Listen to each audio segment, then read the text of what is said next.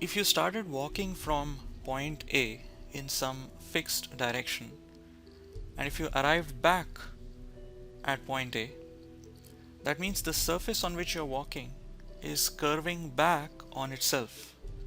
It cannot be flat. This clearly rules out a flat earth, since the surface of a flat earth doesn't curve back on itself. But there are multiple possible surfaces that curve back on themselves.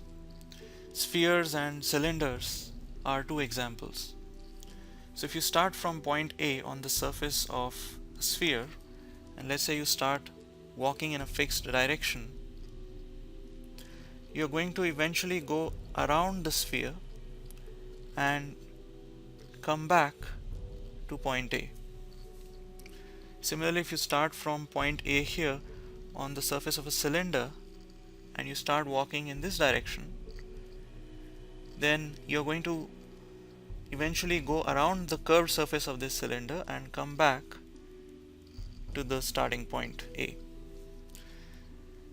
So just from the fact that you arrived back at the starting point, it's impossible to conclude whether the Earth is spherical or cylindrical or some other solid shape.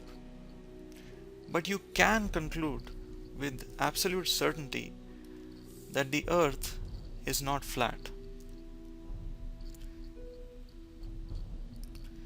So the claim that the Earth is flat is definitely wrong. The claim that the Earth is not flat is definitely true.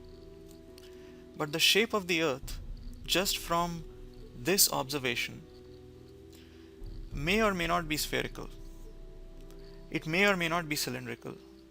We don't have sufficient information at this stage to decide what the exact shape is. All that we can say is it's folding back on itself, so it's definitely not flat.